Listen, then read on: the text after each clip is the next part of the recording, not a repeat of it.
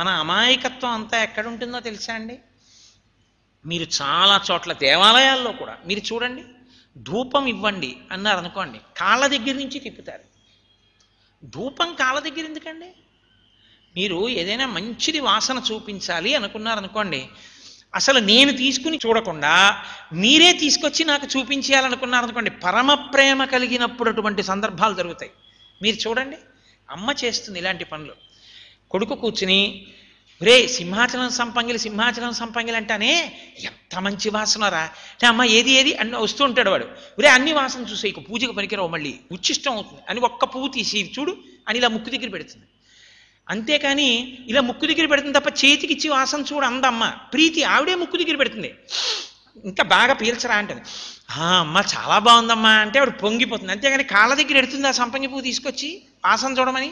నువ్వు ధూపం తీసుకెళ్ళి కాళ్ళ దగ్గర ఎందుకు ఇలా తిప్పడం ఏమిటి దాన్ని? అలాగని ముక్కులోకి తీసుకెళ్ళి పెట్టామనుకో, ఈశ్వరుడికి దగ్గు రాదు. ఆయన ఒక్కసారా పొగ ఆఘ్రాణించాలని నువ్వు అనుకుంటే నువ్వేం చేయాలి? ధూపం వేసేటప్పుడు అగరవత్తులు అలా చూపించి ఇలా తీసేయాలి. గాలిలో ఆ పొగ అల కింద అలా మెల్లగా ఆయన ముక్కు దగ్గరికి ఎడుతుంది. ఆయన ఒకసారి శబాష్ కోటేశ్వరరావు చాలా బాగుందో అంటే, అసలు అది ఎప్పుడు చేస్తావు? నీవు ఆయన కూడా నీ ఎదురుగుండా కూర్చుని నువ్వు ఇచ్చేది స్వీకరిస్తున్నాడన్న భావన నీ ఎందుంటే ఆయన పుచ్చుకుంటాడు. అభిభేది విగ్రహం అంటే ఆయన విగ్రహమే, ఇంకెందుకు? యద్భావం తద్భవతి. పూజ యందు మీ ఎదురుగుండా ఉన్నది ఫోటో కాదు, ఈశ్వరుడే. ఆ భావనతో నువ్వు చేయగలవా పూజ ప్రారంభం? అభిభేది ఫోటో అండి, అది ఫోటోయే, గొడవే లేదు. ఇంకా అసలు ఆయన జీవితంలో ఇవ్వలేడు. ఎవరో వెనకటికి ఒక పిల్లాడిని సరస్వతీదేవికి రోజు అగరత్తులు పెట్టరా నీకు బాగా మార్కులు వస్తాయంటే సరస్వతీదేవి ఫోటో పెట్టుకుని అగరత్తులు పెట్టాడు. 3-4 మార్కులు వచ్చాయి. సరస్వతీదేవి రోజు అగరత్తుల పొగ పీల్చేసింది కానీ నాకేం మార్కులు ఇవ్వలేదని ఆయనకు కోపం వచ్చి ఇంకో ఆయన దగ్గరికి వెళ్ళాడు. శివుడికి ఏమన్నారు, శివుడిని పెట్టాడు, ఆయనకి అగరత్తులు ఇచ్చాడు. సెకండ్ యూనిట్ టెస్ట్లోనూ అంతే, మార్కులు రాలేదు. ఎవరో శ్రీ మహావిష్ణువుకి ఏమన్నారు, శ్రీ మహావిష్ణువుకి వేశాడు, అంతే, ఏమీ మార్కులు రాలేదు. ఇంకో ఆయన అన్నాడు గణపతికి వెయ్యి అన్నాడు, గణపతికి వేశాడు, మంచి మార్కులు వచ్చాయి. ఇప్పుడు ఆయన సంతోషంగా ఏం చేశాడంటే మళ్ళీ అగరత్తులు పట్టుకొచ్చి, అంటే నా ఉద్దేశం వీళ్ళు పనికి మారిన వాళ్ళు అని కాదు సుమండి, ఉదాహరణకి చెప్తున్నా, అన్నాడు అగరత్తులు పట్టుకొచ్చి గణపతికే చూపిస్తున్నాడు, వీళ్ళు ఎక్కడ పీల్చేస్తారో. ఈ గణపతికి చూపిస్తుంటే పొగలా ఉంటుంది, అది అలా వెళ్ళింది పక్కకి.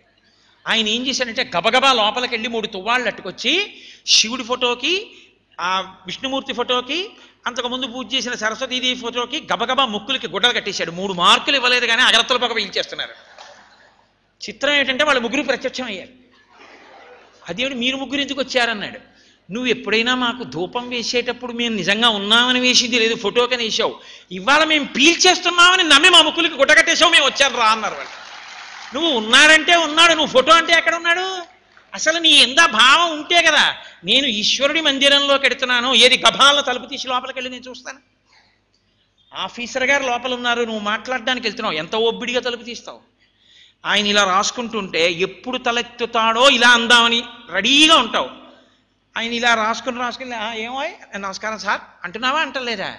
అంత పిల్లిలా పెడుతున్నావే, పూజ గదిలో భళ్ళం తలుపు తీసేసి దిక్కుమాలిన సెల్ ఫోన్ ఒకటి పక్కనెట్టుకుని పూజ మధ్యలో ఎలా మాట్లాడుతున్నావు? ఎక్కడికి వెళ్ళినా సెల్ ఫోన్ లేకపోతే బతకలేమేంటి? మిస్డ్ కాల్ చూసుకున్న తర్వాత మాట్లాడలేవా? పురాణానికి వెళ్ళినా సెల్ ఫోన్ ఉండాలి, పూజకి వెళ్ళినా సెల్ ఫోన్ ఉండాలి, గుళ్ళోకి వెళ్ళినా సెల్ ఫోన్ ఉండాలి. ఏమి భక్తి నీ భక్తి? బూడిద భక్తి. అనుబంధం లేని జీవితాలు ఎంత అసహ్యంగా ఉంటాయో చూపిస్తోంది శాస్త్రం. నేను కాబట్టి ఇంకా ఇలా మాట్లాడా. శంకరాచార్యులు వారు అలా అనలేక జడమతి అని వదిలేశారు. నాకే ఇంత ఆక్రోశం ఉంటే జగద్గురువులకి ఎంత ఆక్రోశం ఉండాలండి. కాబట్టి ఈశ్వర నాకు ముక్కునిచ్చావు, సుఖాలకు ఆధారము, ఇదిగో నీకు ధూపం వేస్తున్నాను కాదు.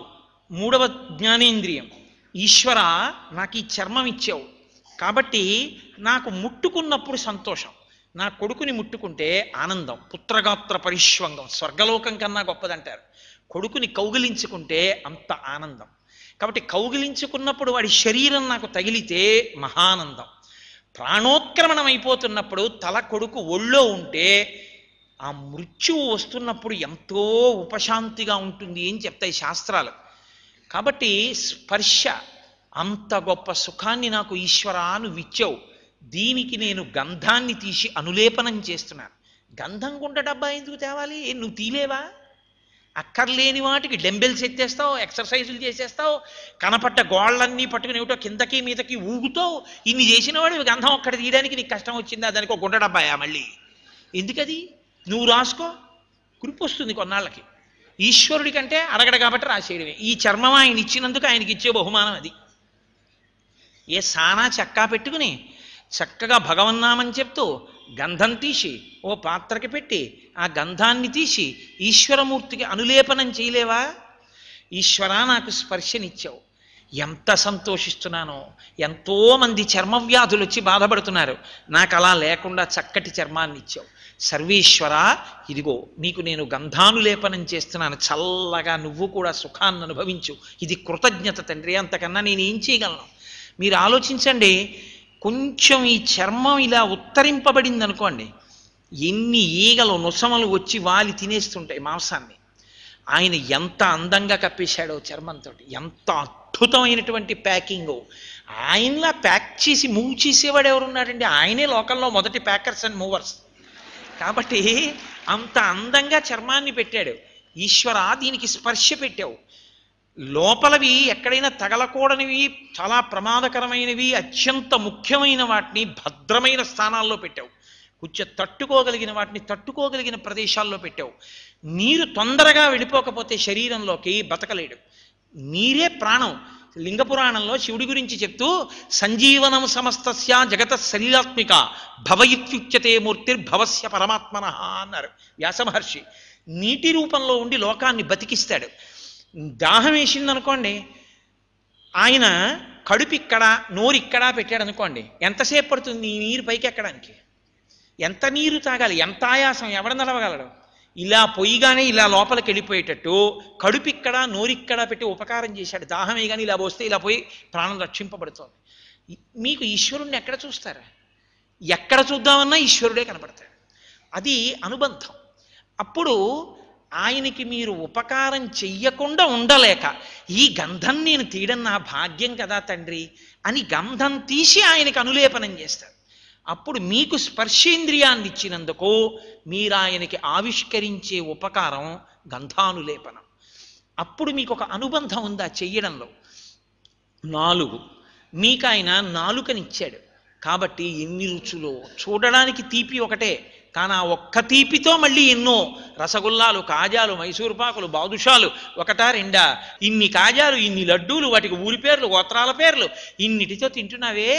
ఒక తీపిలో అన్ని తీపిలు, ఒక కమ్మతనంలో అన్ని కమ్మతనాలు, ఎన్నిన్ని రుచులు, ఎన్నిన్ని ఆస్వాదనలు, ఇన్ని రకాల పదార్థాలు, తాగేవి, నాకేవి, కొరికేవి, తినేవి, నవిలేవి ఎన్నిచ్చాడు సర్వేశ్వరుడు. కొన్ని తొక్క తీసి తింటే అందం, అసలు తొక్క తీయకుండా ఇలా పడేసుకుని నాలుకతో నొక్కితే చాలా అందం. కొన్ని కిస్మిస్ పండు ఎంత అందంగా నిర్మాణం చేశాడు మహానుభావుడు. తొక్క తీయక్కలేదు, వేసవికాలంలో ఫ్రిడ్జ్లో పెట్టి తీసి ఇలా నోట్లో పడేసుకుని నాలుకతో నొక్కితే తీపిని చిమ్మేస్తుంటుంది. ఎలా నిర్మించావయ్యా దీన్ని? ఇన్ని రుచులు ఇచ్చావయ్యా మహానుభావ అన్న ఆనందంతో నువ్వు సాత్విక పదార్థమును ఆయనకి ఇవ్వాలి. నీ మనసు సత్వగుణంతో ఉందని గుర్తు. కాబట్టి నువ్వు ఈశ్వరుడికి కూడా ప్రసన్నతతో నువ్వు సాత్విక బుద్ధితో ఉన్నావని గుర్తు. సాత్విక పదార్థం అంతేగాని ఏమండి బజ్జీలు పెట్టకూడదా, సమోసాలు పెట్టకూడదా అని అడగకూడదు. కారణం ఏంటో రజోగుణ సంబంధమైనవి. నీ మనసు రజోగుణం ఉంటే అలాంటివి పెట్టాలి. నీ మనసు సాత్వికంగా ఉంటే సాత్వికంగా ఉన్నది అక్కడ పెట్టవలసి ఉంటుంది. ఓ పండు పెట్టు, ఓ పాయసం పెట్టు, అటువంటివి పెట్టి నివేదన చెయ్యాలి. కాబట్టి నీకు నాలుక ఇచ్చాడు, ఆయనకి నువ్వు పదార్థాన్ని నివేదన చేసి నువ్వు సంతోషించాలి.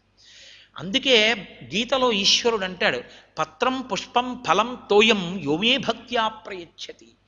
నువ్వు నాకు ఏమిచ్చావన్నది నేను చూడను, ఎందుకంటే అన్నీ నేను ఇచ్చినవే నాకు ఇస్తావు. నువ్వు ఎంత ప్రీతిగా నాకు ఇస్తున్నావన్న దాన్ని బట్టి నేను తీసుకుంటాను. 9 ఝంకారములన్నీ దేని కొరకు? పువ్వుల కొరకు. పువ్వుల కొరకు చేయబడిన ఝంకారములు పువ్వులవే. ఈ లాల్చీ ఎవరి కొరకు? నా పెట్లో ఉంది. కోటేశ్వరరావు గారు లాల్చీ తెచ్చి అక్కడ పెట్టేస్తున్నారా, పెట్టేయట్లేదా? నాది నేను, ఈ రెండిటికి తేడా లేదు. పువ్వులకి పువ్వుల కొరకు 9 చేసే ఝంకారములకు తేడా లేదు. ఆ ఝంకారముల ధనులన్నీ పువ్వులవే. కాబట్టి పువ్వులే ధనులు చేసినట్టు లెక్క శాస్త్రంలో. కాబట్టి ధ్వనికి ప్రత్యుపకారం పువ్వులు. కాబట్టి నువ్విన్ని ధనులు చేయడానికి ఈశ్వరుడు స్వరపేటికి ఇచ్చాడు. కాబట్టి అన్ని మార్లు ఈశ్వరుణ్ణి పిలుస్తూ ముందు ఓం చివర నమః పెట్టి పిలవాలి. అకారము కారమకారములతో నీకు ఈశ్వరుడికి ఉన్న సంబంధం చెప్పడం, సృష్టికర్త స్థితికర్త ప్రళయకర్త నువ్వని చెప్పడం. ఒక నామం పెట్టి పిలిచి ఈశ్వర ప్రీతితో పిలుస్తున్నాను కానీ పేర్లన్నీ నీవని చెప్పడం. నమః ఇవేవి నావి కావు, అన్నీ నీవని చెప్పడం. అందుకని ఓం నిధనపతయే నమః, ఓం నిధనపతాంతికాయ నమః, ఓం కేశవాయ నమః, ఓం నారాయణాయ నమః. ఎన్ని పువ్వులేస్తున్నావో అంత భావ సమర్పణ చేస్తున్నావు.